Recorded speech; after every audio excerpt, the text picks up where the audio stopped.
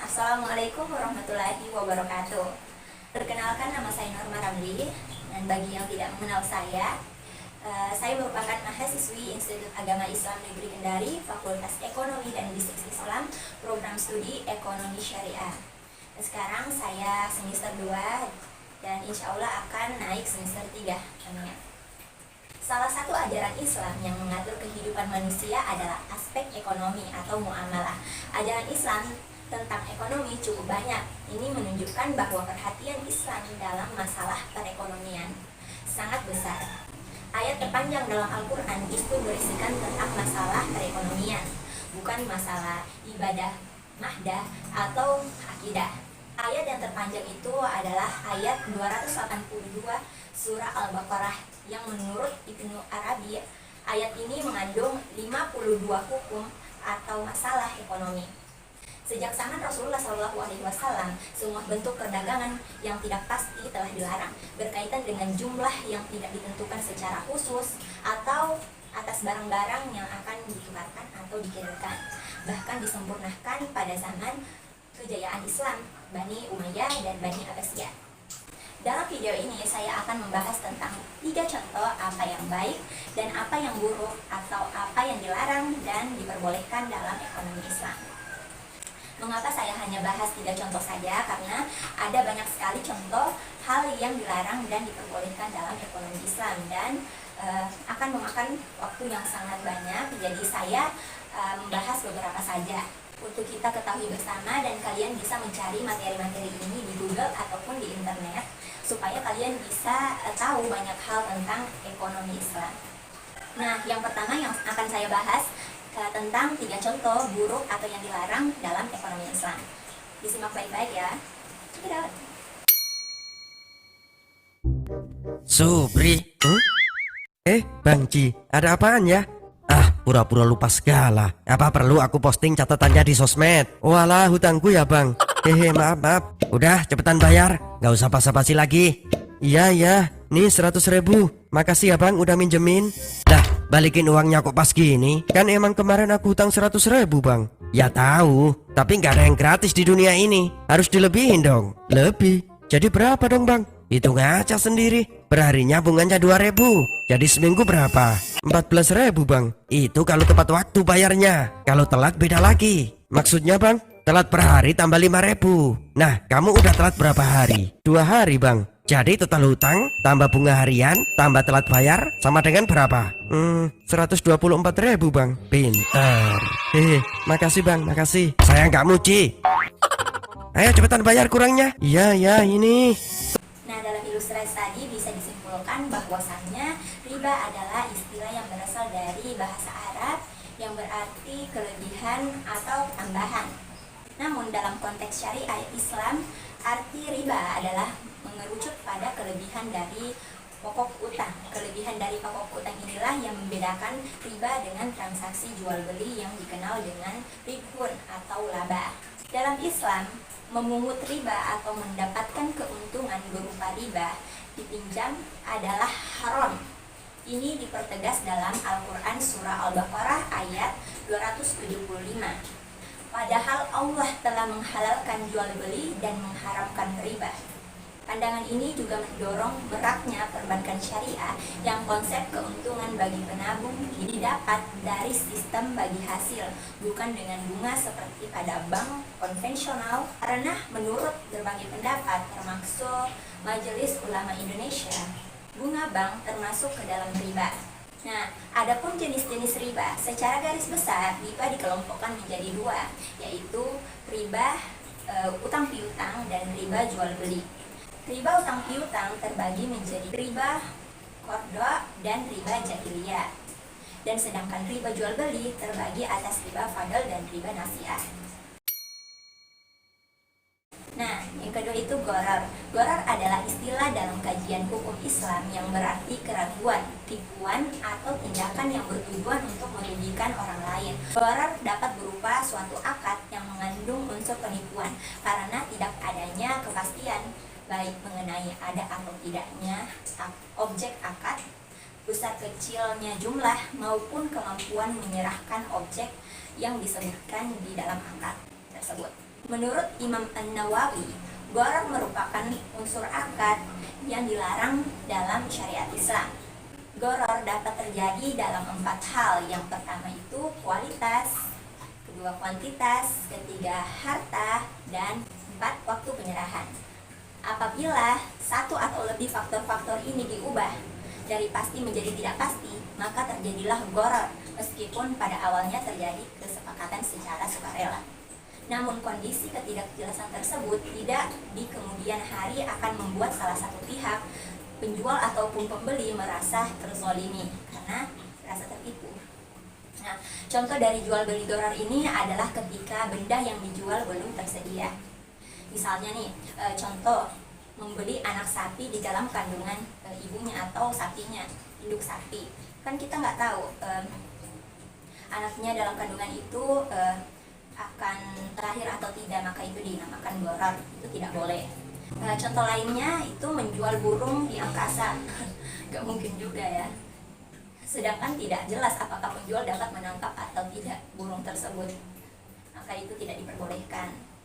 Contohnya juga nih, misalnya kita nih beli barang, kita beli baju, misalnya cewek-cewek beli baju tapi kita nggak melihat baju itu, kita tidak melihat barangnya, itu tidak boleh ya, karena kita pasti bakal kecewa pas melihat itu barangnya. Jadi tidak boleh, dan itu merupakan contoh dari gharar. Nah, yang ketiga itu ada maisir. Dalam Islam, perjudian atau artinya maisir dalam bahasa Arab qimar dilarang atau diharamkan. Nah, maisir dilarang oleh hukum Islam atau syariah dengan alasan bahwa perjanjian antara pemain yang didasarkan pada bujukan perbuatan kejahatan yang diada-adakan oleh harapan yang sepenuhnya angan-angan dalam pikiran para pemain bahwa mereka akan mendapatkan keberuntungan hanya dengan bertaruh nasib belaka tanpa pertimbangan untuk kemungkinan kerugian. Disebut dalam Al-Quran bahwa permainan bertaruh nasib termasuk maisir adalah dosa besar dan perbuatan keji syaitan. Wahai orang-orang yang beriman, sesungguhnya minuman keras, berjudi, berkurban untuk berhala, dan mengundi nasib dengan anak panah adalah perbuatan keji dan termasuk perbuatan syaitan. Maka jauhilah perbuatan-perbuatan itu agar kamu beruntung. Dengan minuman keras dan judi itu, setan hanyalah bermaksud menimbulkan permusuhan dan kebencian di antara kamu dan menghalang-halangi kamu dari mengingat Allah dan melaksanakan sholat, maka tidaklah kamu mau berhenti. Hayo, mari datang kemari dan uji keberuntungan kalian. Cuma bayar 10.000 aja bisa berlipat-lipat. Hayo. Hah? Berlipat-lipat? Udah, ikutan aja bos. Iya ya, siapa tahu lagi nasib baik. Hahaha. Saya mau ikutan bos. Oke, cap cip cup. Silahkan, taruh uangmu di antara mangkuk ini. Oke, saya pasang yang ini. Alamak, apakah aku beruntung? Wow, nasib baik bos. Pasangkan lagi separuhnya. Kalau menang bisa foya-foya tuh. Hahaha. Bener juga ya. Nih, saya pasangkan separuhnya bos. Putar mangkuknya. Oke, cap cip cup. Silahkan, taruh uangmu di antara mangkuk ini. Saya pasang yang ini. Aduh, sial. Nggak terima aku. Akan kurebut kembali uangku yang hilang. Yuk lanjut lagi. Haha. Kalau sudah emosi gini, jiwa setannya akan otomatis keluar. Selanjutnya, 3 contoh nilai-nilai universal yang baik atau yang dibolehkan dalam ekonomi Islam. Yang pertama ada kebebasan. Dalam Islam, masalah kebebasan ekonomi adalah yang pertama dalam struktur pasar Islam. Kebebasan didasarkan atas ajaran-ajaran fundamental Islam, atau dengan kata lain, nilai dasar kebebasan ini merupakan konsekuensi logis dari ajaran tauhid, di mana dengan pernyataan tidak ada Tuhan selain Allah, artinya manusia terlepas dari ikatan perbudakan baik oleh alam maupun oleh manusia sendiri. Prinsip al-hurriyah atau kebebasan merupakan kegiatan ekonomi yang dilakukan seseorang yang menikmati sepenuhnya kebebasan dalam berpikir dan bertindak. Kebebasan itu merupakan tindakan-tindakan terpuji dan dapat merasakan sesungguhnya di mana negara Islam. Prinsip kebebasan ini untuk melakukan kegiatan perekonomian seperti mengelola, mendistribusikan kekayaan alam seperti kekayaan laut dan di darat. Contohnya pertanian, perikanan, perkebunan, dan bisnis ekonomi yang lain. Kebebasan bisa dilakukan walaupun berbeda agama, berbeda ras, suku, dan juga bisa melakukan transaksi di luar negeri. Kebebasan untuk menjual atau berbisnis dengan prinsip kebebasan ini banyak melahirkan kepribadian yang profesional dalam segala bidang, dan kebebasan ini harus dibatasi dalam hal-hal seperti menentukan harga barang dan jasa. Dengan ini juga pengusaha bebas melakukan konsep dan strategi apa saja supaya kegiatan tersebut dapat menjadi sukses. Karena jika sukses dengan kerja keras sendiri merupakan kebanggaan yang sangat besar untuk para pengusaha tersebut. Walaupun melakukan kebebasan sepenuhnya, tetapi juga harus tahu dan mempergunakan kebebasan itu dengan sebaik mungkin. Tidak memanfaatkan kebebasan supaya bisnis yang dijalani menjadi lancar seperti menghalalkan segala cara dan tidak menjual atau menggunakan benda-benda yang haram menurut agama. Dan juga tidak diperbolehkan melakukan tindakan penipuan. Prinsip tanggung jawab ini dicontohkan oleh Rasulullah SAW seperti dalam hal pelayanan kepada orang yang melakukan pembelian atau melakukan transaksi. Mengirim barang harus tepat waktu dan kualitas barang yang dikirim harus sesuai dengan yang diinginkan konsumen.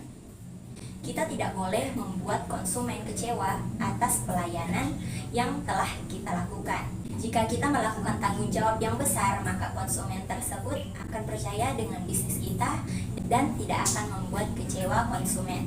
Dengan begitu, usaha yang dilakukan akan terus mengalami kemajuan dan kesuksesan. Nah, contoh yang kedua itu ada keadilan.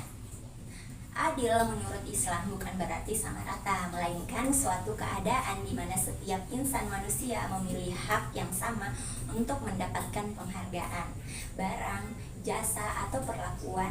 Prinsip keadilan ini diatur dalam Quran Surah Al-Maidah ayat 8. Allah berfirman, "Wahai orang-orang yang beriman, jadilah kamu sebagai penegak keadilan karena Allah ketika menjadi saksi dengan adil. Dan janganlah kebencianmu terhadap sesuatu kamu mendorong kamu untuk berlaku tidak adil. Berlaku adillah karena adil itu lebih dekat kepada takwa dan bertakwalah kepada Allah.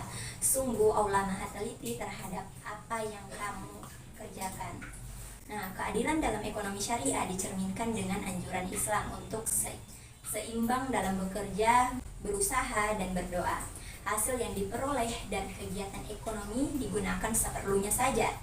Dalam sistem liberalisme, kapitalisme, sesuatu itu dikatakan adil kalau seandainya masalah ekonomi itu penyelesaiannya diserahkan sepenuhnya kepada mekanisme pasar.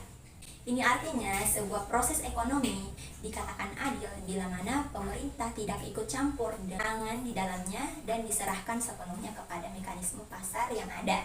Bagaimana konsep keadilan dalam Islam? Kata adil dengan segala derivasi disebutkan dalam Al-Quran sekurang-kurangnya ada sebanyak 28 kali. Ini menunjukkan bahwa masalah keadilan dalam Islam menempati posisi yang sangat vital dan fundamental. Jadi dengan demikian, Islam sangat menekankan arti pentingnya kita memperhatikan dan menegakkan keadilan. Tidak saja keadilan untuk orang lain, tetapi juga untuk diri kita sendiri. Nah, yang ketiga itu ada keseimbangan.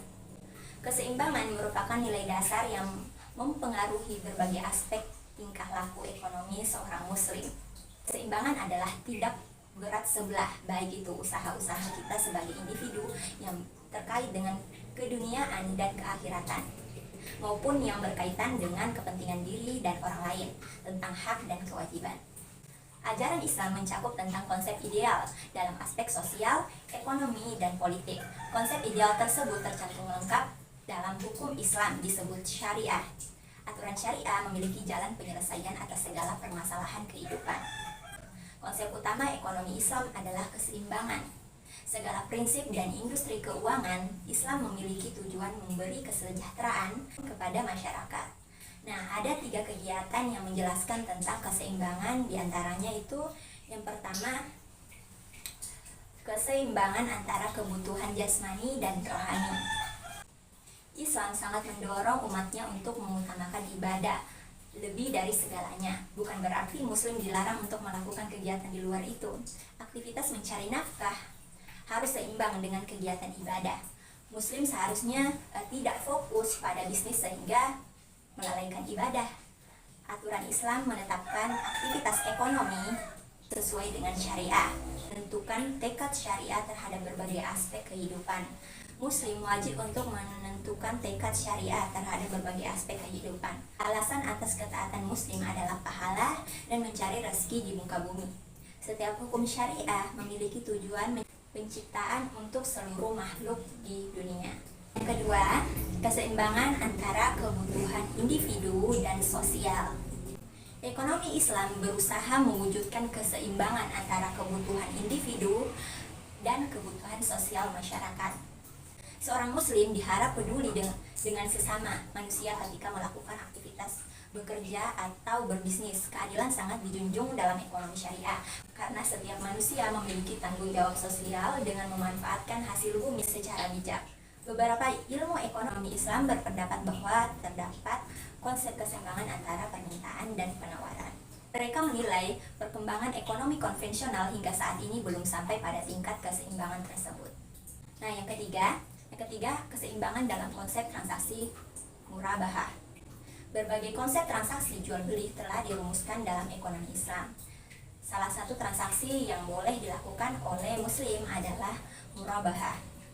Transaksi murabahah adalah akad jual beli barang dengan menyatakan perolehan dan keuntungan atau margin yang disepakati oleh penjual dan pembeli. Transaksi jual beli yang dilakukan oleh muslim harus berdasarkan konsep murabahah. Nah, pada dasarnya konsep murabahah ini memiliki tujuan menciptakan keseimbangan manfaat yang didapat oleh berbagai pihak. Nah, dalam penjelasan tadi bisa kita simpulkan bahwasanya ekonomi Islam adalah suatu cabang ilmu pengetahuan yang berupaya untuk memandang, menganalisis, dan akhirnya menyelesaikan permasalahan ekonomi dengan cara-cara Islam, yaitu berdasarkan atas ajaran agama Islam, yaitu Al-Quran dan Sunnah Nabi.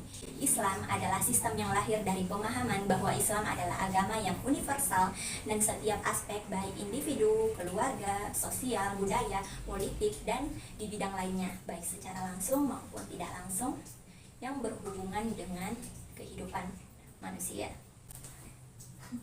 Nah, teman-teman, itu tadi penjelasan panjang dari saya. Mohon maaf jika ada suara-suara yang kurang menyenangkan.